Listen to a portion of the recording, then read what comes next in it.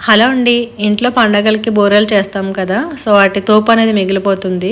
అది చాలామంది అంటే పొంగు బూరెల్లా కానీ, పునుకుల్లా కానీ వేసుకుంటారు. అలా కాకుండా ఒకసారి నేను చూపిస్తున్నట్లుగా ఇలా వేసి చూడండి. ఏంటంటే మిగిలిన తోపులో కావాలంటే కొంచెం బెల్లం కానీ, సాల్ట్ కానీ కలిపి ఉంచుకొని ప్యాన్‌లోకి ఒక టేబుల్ స్పూన్ ఆయిల్ వేసి వేడైన తర్వాత ఈ తోపు పిండి అంతా కూడా అందులోకి యాడ్ చేసేసుకోండి.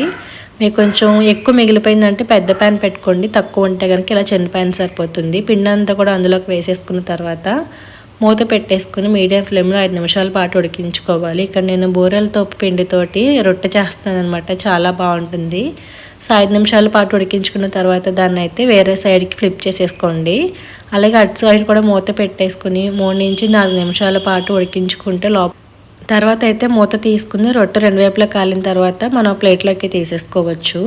ఇదేంటంటే మన రొట్టె అని పిలుస్తున్నాం కానీ చిన్నపిల్లలకు చూపిస్తే కేక్లానే ఫీల్ అవుతారు. చాలా బాగుంటుందన్నమాట, మెత్తగా వస్తుంది. ఇది పూర్తిగా చల్లారిన తర్వాత ముక్కల్లా కట్ చేసుకుని తింటే బాగుంటుంది. అలాగే మనకు ఒక 3 డేస్ పాటు నిల్వ కూడా ఉంటుంది. సో ఇక్కడ చూపిస్తున్నాను చూడండి ఎంత ఫ్లఫీగా ఉందో. ఒకసారి బూరెలు తోపుకొని ఉండిపోతే మీరు కూడా ఈ విధంగా ట్రై చేసి ఎలా వచ్చిందో కామెంట్ చేయండి. అలాగే రీల్ కనుక నచ్చితే ప్లీజ్ లైక్ అండ్ ఫాలో చేయండి. Thank you for watching.